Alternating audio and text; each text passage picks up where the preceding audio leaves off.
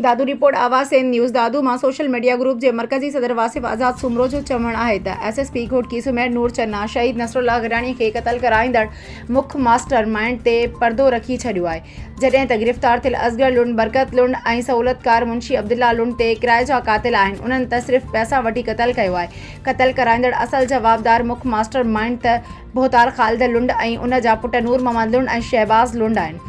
असां supreme court जे chief justice IG Sindh खां पुरज़ोर मुतालबो कयूं था त क़तल जा असल जवाबदार मुख्य मास्टर माइंड ख़ालिद लुंड ऐं उन जा 2 पुट नूर मोहम्मद शहबाज़ लुंड खे जल्द गिरफ़्तार कया वञनि। आवाज़ न्यूज़ दादू असगर पुट होत लुंड गिरफ़्तार करे वरितोसीं।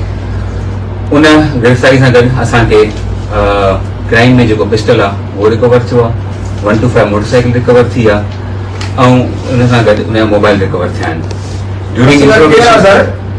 असगर पुट होत लुंड ऐं यारो लुंड जो रहायशी आहे। इन द लाइन ऑफ जेका जियो फेंसिंग डेटा आहे टेक्निकल ऐं उनजी इंट्रोगेशन में ॿियो उन सां गॾु जेको दुहारी आहे उहो बरकत पुट होत लुंड आहे ऐं उन्हनि जो फैसिलिटेटर जेको जियो फेंसिंग CDR एनालिसिस ऐं डेटा हिसाब सां साबित थियो आहे उहो आहे अब्दुल्ला लुंड।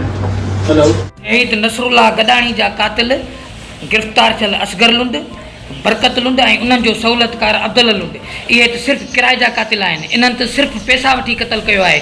असल क़तल जो मास्टर माइंड, असल जवाबदार त बोहतार ख़ालिद लुंड ऐं उन जी फैमिली आहे। असां आला इदारनि खां पुरज़ोर अपील था कयूं त जल्द मां जल्द बोहतार ख़ालिद लुंड ऐं उन जी फैमिली खे गिरफ़्तार कयो वञे।